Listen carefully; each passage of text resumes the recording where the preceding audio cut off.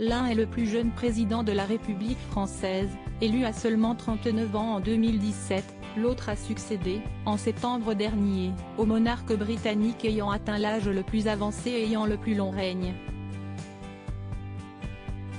Il s'agit bel et bien d'Emmanuel Macron et Charles III, respectivement 45 et 74 ans. Difficile à croire mais les deux hommes possèdent un point commun, ils portent le même parfum, à savoir Eau sauvage de Dior. Ce sont les journalistes Avad Jamshidi et Nathalie Chouk qui avaient révélé dans le livre Madame la Présidente, paru aux éditions Plomb en 2019, que la fragrance de la maison de couture parisienne était celle portée par le chef de l'État.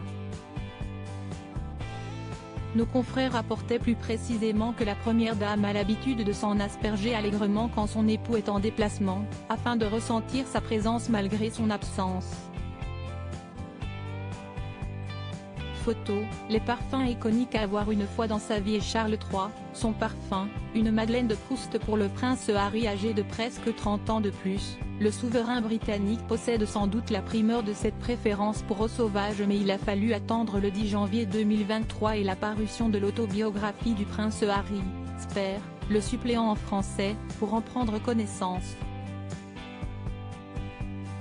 Il était très difficile de percevoir la moindre odeur sous son propre parfum, il rapporte ce dernier en évoquant l'eau de parfum portée par son père qu'il décrit comme une senteur florale, avec une note sous-jacente plus corsée.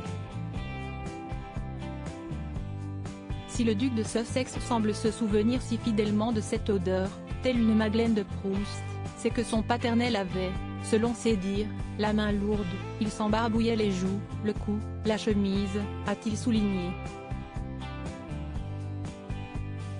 Précisant qu'il s'agissait de la fragrance mythique de Dior, le fils cadet du roi Charles III s'est souvenu avoir lu sur le flacon que ce parfum venait de Paris. Et ça m'a fait penser à maman, a-t-il confessé, marqué par le décès, en août 1997, de Lady Di à la suite d'un accident de voiture dans un tunnel de la capitale française.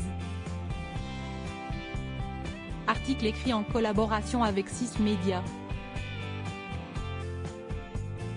Crédit photo, Raphaël Lafargue-Poul.